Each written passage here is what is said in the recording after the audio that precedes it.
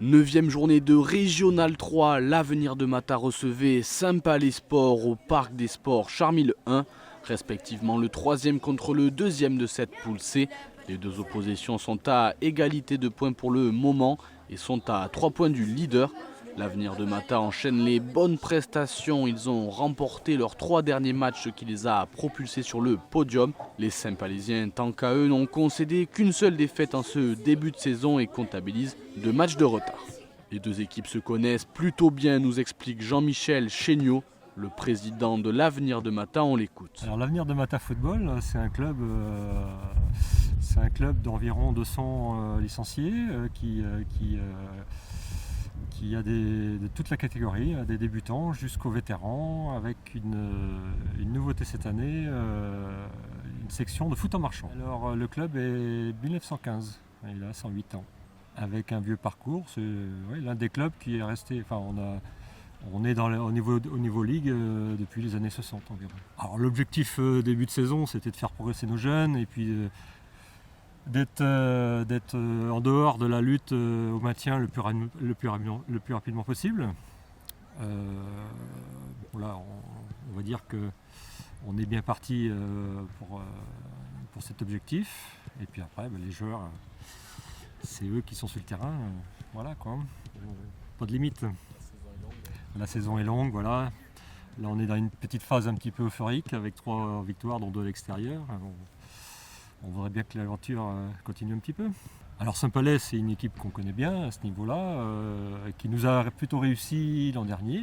On a fait match nul chez eux et on a gagné ici au Charmille Park. Mais c'est une équipe qui est bonne et qui nous avait posé beaucoup de problèmes l'an dernier. On avait gagné contre une bonne équipe l'an dernier. Nous, on est récemment remonté sur le podium. Sur les 3 derniers matchs, on a gagné les 3 matchs. Donc ça nous a fait monter de la 11e place à la 3e maintenant. Donc aujourd'hui, on va voir si on peut voir au-dessus ou si on va se battre pour le ventre mou du championnat. Les 22 acteurs sont prêts et ils entrent sur la pelouse accompagnés des jeunes du club.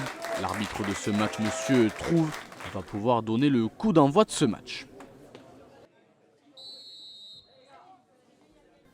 Bonne récupération de balle de Makovic qui s'avance et voit le portier adverse légèrement avancé. Il prend sa chance mais ne cadre pas.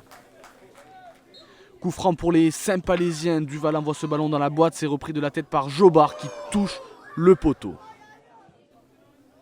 Long ballon devant, c'est dévié de la tête, ça retombe dans les pieds de Chêne qui prend sa chance mais trouve la transversale. Ça profite à Machfer qui n'a plus qu'à la pousser au fond.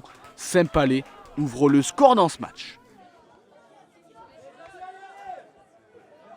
Machfer de nouveau côté gauche, il rentre dans la surface et prend sa chance du droit. Grenon repousse mal le ballon, Favot tente à son tour, s'estopper du genou et Chêne désormais c'est au-dessus.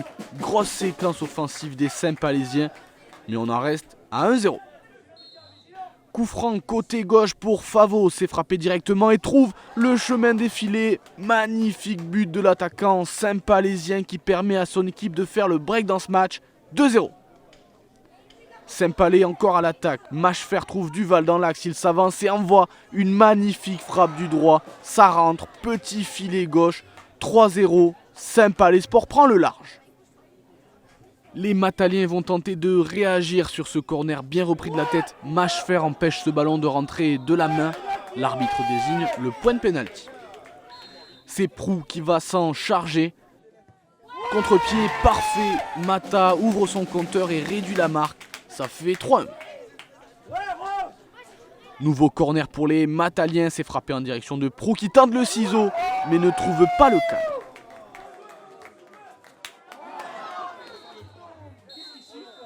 Fin des 45 premières minutes, l'arbitre renvoie tout le monde au vestiaire.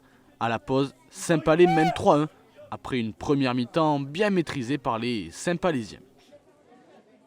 Au retour des vestiaires, corner pour Saint-Palais, c'est frappé second poteau pour Machfer qui envoie une magnifique tête en lucarne. Le latéral Saint-Palaisien alourdit le score, ça fait 4-1. Sursaut d'orgueil pour les Mataliens, long ballon côté droit pour Prou, il sent ce ballon mais c'est contré par la défense adverse, ça retombe dans les pieds de Salle qui frappe mais c'est trop enlevé. Coup franc pour Mata à 40 mètres, le ballon est repoussé des points par Bonnet. Ça profite à Erono qui envoie une demi-volée mais malheureusement, il ne trouve pas le cadre. Possession saint-palaisienne, centre repoussé par la défense adverse, ce ballon traîne à la surface et à la course. Jobard est plus rapide, Bizery en retard laisse traîner son pied. L'arbitre désigne le point de pénalty. Machfer pour le frapper, il trouve le poteau, c'est bien suivi par Favot qui n'a plus qu'à finir et vous allez le voir. Incompréhension sur la pelouse, l'arbitre qui refuse d'abord ce but avant de l'accorder ensuite, étant donné que le penalty a touché le poteau, le tireur n'a pas le droit de le reprendre, ce qui n'a pas été le cas puisque c'est bel et bien Favot qui l'a poussé au fond des filets. On en est à 5-1 pour les Saint-Palaisiens.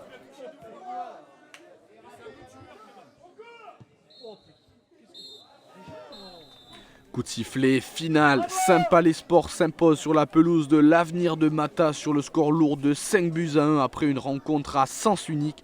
Beaucoup de satisfaction forcément pour les Saint-Palaisiens. On écoute Corentin Chaigne, le milieu de Saint-Palais Sport. Très content, on est deuxième, on va peut-être passer à la première place. Match très construit avec beaucoup d'animation offensive. On en met 5, il peut y en avoir plus. Le résultat est là, les 3 points sont pris. Il va falloir chercher les 3 points à Angoulême. Ça va pas être simple, mais il faut les 3 points quand même chez eux, ça va être dur. Ouais, défaite 5-1 à domicile, c'est sévère. On a essayé de jouer, on prend en première mi-temps sur les 3 premières frappes 3 buts, donc ça nous met en difficulté. Et après on a essayé de jouer, mais bon, voilà, ils ont été meilleurs que nous, il n'y a pas photo. Hein. Ils étaient plus forts, plus d'envie. Voilà, on était sur 3 victoires consécutives. C'était important et là du coup on perd, donc voilà, c'est pas grave. On passe derrière eux, mais bon, c'est pas fini. On va quand même essayer de faire le maximum pour jouer la montée et voilà. On jouait peut-être un peu bas et du coup le numéro 11 très fort devant qui nous a fait vraiment, vraiment mal et qui nous a mis en difficulté. Et voilà, mais du coup 3 frappes, 3 buts et puis après on essayait de revenir, donc on jouait haut et puis ils jouaient dans le dos et voilà, 5-1. Mais je trouve que c'est un peu sévère. On a eu des occasions, on les a pas mis au fond, ça arrive.